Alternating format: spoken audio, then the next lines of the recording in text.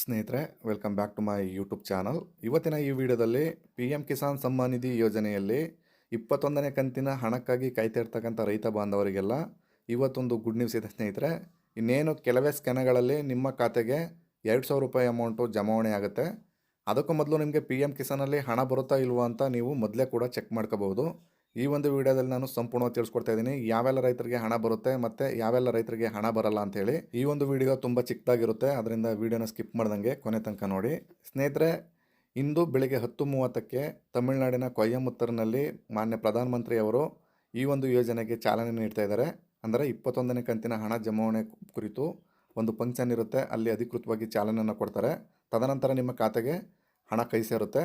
ಸ್ನೇಹಿತರ, ಮೊದಲಿಗೆ ನಿಮಗೆ ಹಣ ಬರುತ್ತೋ ಇಲ್ವೋ ಅಂತ ಚೆಕ್ ಮಾಡಬೇಕು ಅಂದರೆ ನೀವು ಪಿ ಎಂ ಕಿಸಾನ್ ವೆಬ್ಸೈಟಿಗೆ ಬಂದು ಅಲ್ಲಿ ನೀವು ನೋ ಯುವರ್ ಸ್ಟೇಟಸ್ ಅಂತ ಒಂದು ಆಪ್ಷನ್ ಇದೆ, ಅಲ್ಲಿಗೆ ಬಂದು ಕ್ಲಿಕ್ ಮಾಡಬೇಕು. ನಂತರ ನೆಕ್ಸ್ಟ್ ಪೇಜು ನಿಮಗೆ ಈ ರೀತಿ ಓಪನ್ ಆಗ್ತದೆ. ಇಲ್ಲಿ ನಿಮ್ಮ ರಿಜಿಸ್ಟ್ರೇಷನ್ ನಂಬರ್ ಹಾಕಿ ನೀವು ಇಲ್ಲಿ ಲಾಗಿನ್ ಮಾಡ್ಕೋಬೇಕಾಗುತ್ತೆ. ಒಂದು ವೇಳೆ ರಿಜಿಸ್ಟ್ರೇಷನ್ ನಂಬರ್ ಗೊತ್ತಿಲ್ಲ ಅಂದರೆ ಮೇಲ್ಗಡೆ ನೋ ಯುವರ್ ರಿಜಿಸ್ಟ್ರೇಷನ್ ನಂಬರ್ ಅಂತ ಒಂದು ಆಪ್ಷನ್ ಇದೆ, ಅದನ್ನು ಕ್ಲಿಕ್ ಮಾಡಿ. ನಂತರ ನಿಮಗೆ ನೆಕ್ಸ್ಟ್ ಪೇಜು ಈ ರೀತಿ ಓಪನ್ ಆಗ್ತದೆ. ಅಲ್ಲಿ ನಿಮಗೆ ಎರಡು ರೀತಿ ನೀವು ಕೂಡ ಸರ್ಚ್ ಮಾಡ್ಬೋದು, ಒಂದು ಫೋನ್ ನಂಬರು ಮತ್ತು ಆಧಾರ್ ನಂಬರ್ ಅಂತ. ನೀವು ಇಲ್ಲಿ ಆಧಾರ್ ನಂಬರ್ನ ಸೆಲೆಕ್ಟ್ ಮಾಡ್ಕೊಳ್ಳಿ. ನಂತರ ಇಲ್ಲಿ ಕೆಳಗಡೆ ಬಂದು ನಿಮ್ಮ ಆಧಾರ್ ನಂಬರ್ನ ಹಾಕಿ ನಂತರ ಪಕ್ಕದಲ್ಲಿ ಕಾಣ್ತಾ ಇರ್ತಕ್ಕಂಥ ಕ್ಯಾಪ್ಸನ್ನ ಫಿಲಪ್ ಮಾಡಿ ಪಕ್ಕದಲ್ಲಿ ಗೆಟ್ ಆಧಾರ್ OTP ಅಂತ ಕ್ಲಿಕ್ ಮಾಡಬೇಕು. ತದನಂತರ ನಿಮ್ಮ ಆಧಾರ್ ರಿಜಿಸ್ಟರ್ಡ್ ಮೊಬೈಲ್ಗೆ ಒಂದು OTP ಬರುತ್ತೆ.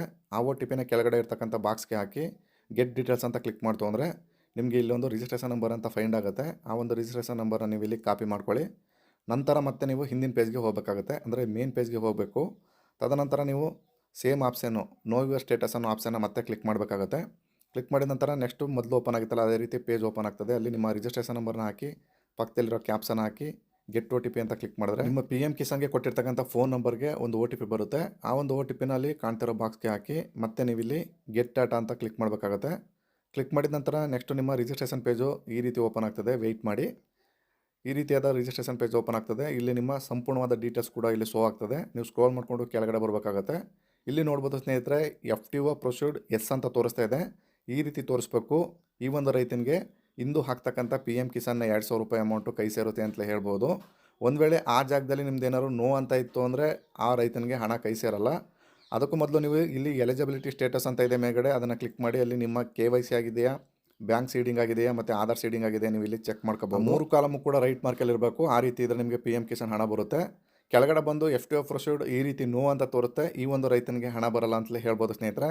ನಿಮ್ಮ ಸ್ಟೇಟಸ್ಸು ಯಾವ ರೀತಿ ಇದೆ ಅಂತ ಹೇಳಿ ನಾ ಹೇಳ್ತಕ್ಕಂಥ ಈ ಎಲ್ಲ ಫಾಲೋಅಪ್ ಮಾಡಿಕೊಂಡು ನೀವು ಈ ರೀತಿ ಸ್ಟೇಟಸ್ನ ಚೆಕ್ ಮಾಡ್ಕೋಬೋದು. ನಾ ಹೇಳ್ದಂತೆ ಈ ರೀತಿ FTO ಪ್ರೊಸೀಡ್ ಎಸ್ ಅಂತ ಇದ್ದರೆ ಖಂಡಿತವಾಗಿಯೂ ನಿಮಗೆ ಈ ಒಂದು 21ನೇ ಕಂತಿನ ಹಣ ಕೈ ಸೇರುತ್ತೆ ಅಂತಲೇ ಹೇಳ್ಬೋದು. ಸ್ನೇಹಿತರೆ, ಇದಾಗಿತ್ತು ಈ ಒಂದು ವಿಡಿಯೋದ ಮಾಹಿತಿ. ಈ ಮಾಹಿತಿ ನಿಮ್ಗೆ ಇಷ್ಟವಾಗಿದ್ದರೆ ದಯವಿಟ್ಟು ಚಾನಲ್ನ ಸಬ್ಸ್ಕ್ರೈಬ್ ಮಾಡ್ಕೊಳ್ಳಿ. AJ Tech Kannada YouTube channel ಅಂತ. ಇಲ್ಲಿ ತನಕ ವಿಡಿಯೋ ನೋಡೋದಕ್ಕೆ ಎಲ್ಲರಿಗೂ ಧನ್ಯವಾದಗಳು. ನಮಸ್ಕಾರ.